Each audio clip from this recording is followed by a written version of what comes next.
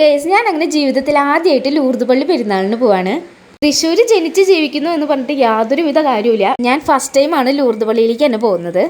അങ്ങനെ പെരുന്നാൾ സ്ഥലത്തെത്തി ആദ്യം കണ്ടത് ഇതുപോലത്തെ കുറേ വളർത്തുമീനുകളെയാണ്. ഞാൻ പെരുന്നാളിന് ആദ്യമായിട്ടാണ് ഇതുപോലെ വളർത്തുമീനുകളെ വെക്കാൻ വെച്ചിരിക്കുന്നത് കണ്ടത്. ഒറ്റകൾക്ക് ഇനിയും കുറച്ചും കൂടെ ഐസുള്ളത് കൊണ്ട് തന്നെ എൻ്റെ മോളിലെ കണ്ണിൽ വിടാണ്ട് ഒറ്റ രക്ഷപ്പെട്ടു. പാറുമോളുടെ ഈ ഓട്ടം കാണുമ്പോൾ നിങ്ങൾ വിചാരിക്കും പെരുന്നാൾ കാണാനുള്ള ഇൻട്രസ്റ്റ് ഉണ്ടാണെന്നോ. ഒരിക്കലും അല്ല. ദാ കുറച്ചുകൂടെ പോകുമ്പോൾ അത് മനസ്സിലാവും. ദാ ഈ ചെരുപ്പുകൾ കണ്ടിട്ടാണ് പാറുമോൾ ഇത്രയും സ്പീഡിൽ അവിടെ നിന്ന് ഓടി വന്നത്.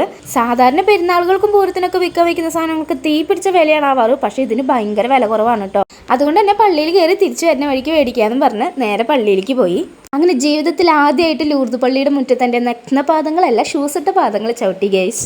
ഇതിലത്തെ ലൈറ്റ് സെറ്റപ്പ് ഒക്കെ അടിപൊളിയായിരുന്നു. അവിടെ പള്ളിയിൽ ലൈവ് ഷോ നടത്താനുള്ള ഒരു സ്ക്രീനൊക്കെ സെറ്റ് ചെയ്തിട്ടുണ്ട്.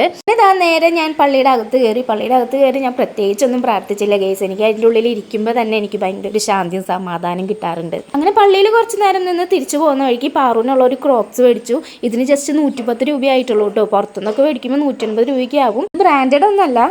അതിനുശേഷം എനിക്കൊരു സ്പ്രിംഗ് പൊട്ടറ്റോ മേടിച്ചു. പാറൂന് ഐസ്ക്രീമും നിതിനെണ്ണ ബജ്ജിയും മേടിച്ചു. ഞാൻ പിന്നെ ആദ്യമായിട്ടാണ് സ്പ്രിംഗ് പൊട്ടറ്റോ കഴിക്കുന്നത്. ആദ്യം മേടിച്ചു കൊടുത്തത് സോസ് മാത്രം വെച്ചിട്ടാണ് തന്നത്.